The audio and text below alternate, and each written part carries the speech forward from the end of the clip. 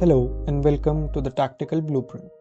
The story of the Italian national team over the last decade is one of profound systematic collapse.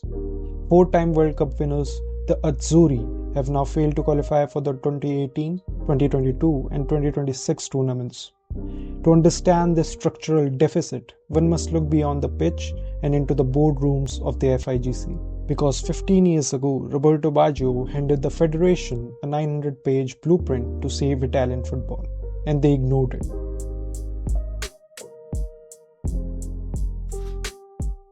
The year is 2010. Italy, the defending champions, have just crashed out of the World Cup in the group stages, failing to win against Paraguay, Slovakia or New Zealand.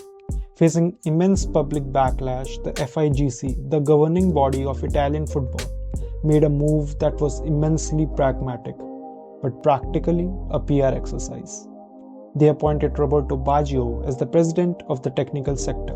The federation desired a shield, a beloved icon to appease the masses, while the bureaucracy carried on as normal. But Baggio, rather inconveniently for the old guard, decided to actually do the job. He retreated to Coverciano and spent over a year conducting a rigorous audit of the Italian grassroots system. At its core, this wasn't just a technical disagreement. It was a fundamental clash of ideologies that shapes the footballing world. On one side, the institutional preservation and defensive traditionalism of the FIGC. On the other, the progressive, systematic modernization that Baggio recognized was necessary to keep pace with nations like Germany and France. In late 2011, Baggio presented his findings, a 900-page manifesto. While the document remains unpublished, its pillars were widely reported. First, a total youth development overhaul. Baggio noted that the Italian academies were suffocating the technical expression in favor of tactical rigidity and physical conditioning.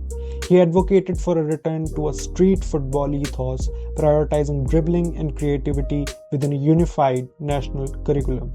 Second, infrastructure. Baggio demanded heavy investment in modernized training centers, moving away from the decaying municipality-owned stadiums of the Italia 90s era. And third, financial reallocation. Baggio proposed stripping away administrative bloat and injecting a newly allocated 10 million budget directly into the grassroots football. When the time came to present this monumental strategic overhaul in December 2011, Baggio was allegedly made to wait outside the meeting room for 5 hours. Upon entry, the federation afforded him exactly 15 minutes to summarize a 900-page structural revolution. The report was politely received and promptly buried in a drawer. Deprived of his 10 million budget, stripped of voting rights and isolated by a hegemony terrified of change, Baggio resigned on live television in January 2013. He stated plainly that he was not allowed to work and that his project remained a dead letter. The subsequent years fulfilled his prophecy. The pipeline of world-class Italian talent dried up. Serie A increasingly relied on aging imports, limiting minutes for youth. A brief emotion-filled triumph at Euro 2020 merely papered over the cracks of a crumbling foundation.